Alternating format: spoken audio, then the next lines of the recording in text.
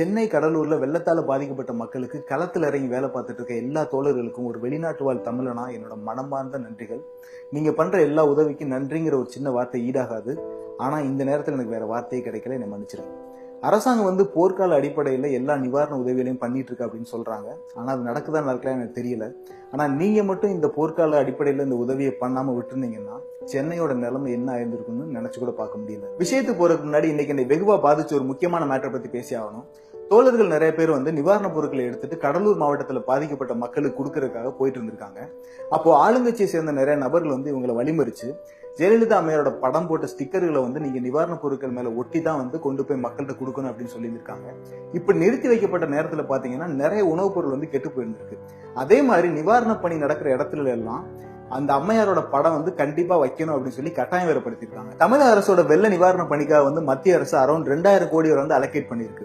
இந்த வெள்ள நிவாரண பொருட்களை மக்களுக்கு கொண்டு போய் சேர்க்கிற வாய்ப்பு பாத்தீங்கன்னா அரசாங்க அதிகாரிகள் கிடைக்கிறத விட இந்த மாதிரி கட்சிக்காரங்களுக்கு நிறைய கிடைக்கும். இந்த மாதிரி கட்சிக்காரன் என்ன பண்ணுவான், மக்கள் கொண்டு வர்ற நிவாரண பொருட்களை வாங்கி இந்த அம்மையாரோட ஸ்டிக்கர் ஒட்டி தான் வாங்கன்னு சொல்லி கணக்கு காட்டிட்டு வந்த காசை சாப்பிட்டு ஏப்பம் விட்டுருவான்.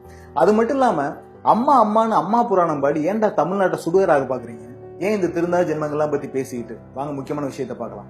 2013 மகாராஷ்டிரால வெள்ளம் வந்தப்போ ஒரு கணிசமான அளவு மக்கள் பாத்தீங்கன்னா தொற்று நோயால இறந்து போயிருக்காங்க. இந்த மாதிரி நிலைமை நம்ம சென்னையிலே உள்ள கடலூர்லேயே உள்ள மக்களுக்கு வரவிடக்கூடாது. இதுல முக்கியமான தொற்று நோய் என்னன்னு பாத்தீங்கன்னா லெப்டோஸ்பைரோசிஸ். இந்த லெப்டோஸ்பைரோசிஸ் எப்படி வருதுன்னா, தண்ணியில இந்த எலி அல்லது நாய் இதுங்களோட சிறுநீர் கலக்கிறப்போ வர்ற பாக்டீரியல் இன்ஃபெக்ஷனால வர்றதா இந்த லெப்டோஸ்பைரோசிஸ்.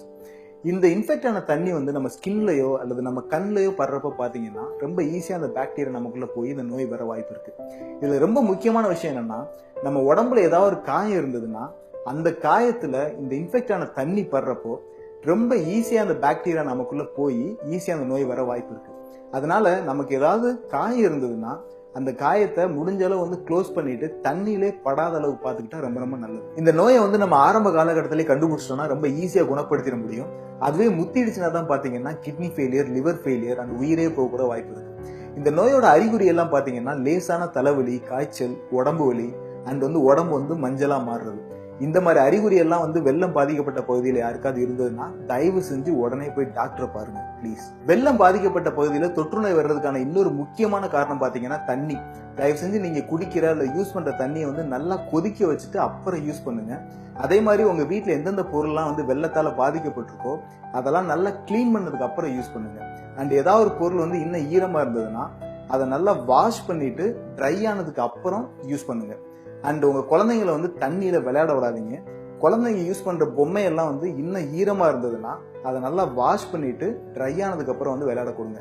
அண்ட் வீட்டில் உள்ள கதவு ஜன்னலாம் நல்லா திறந்து வச்சிட்டீங்கன்னா வீட்டில் இருக்க காத்து வெளியேறும். தயவு செஞ்சு இந்த வீடியோ உங்க ஃப்ரெண்ட்ஸோட ஷேர் பண்ணுங்க. அண்ட் வாலண்டியர்ஸ் ப்ளீஸ் முடிஞ்ச அளவு இந்த இன்ஃபர்மேஷனை வெள்ளத்தால பாதிக்கப்பட்ட மக்களுக்கு போய் சேருங்க. அண்ட் ப்ளீஸ் நீங்களும் சேஃபா இருங்க. And once again field work பண்ணிட்டு இருக்க எல்லா நல்ல உள்ளவங்களுக்கும் தேங்க்ஸ்.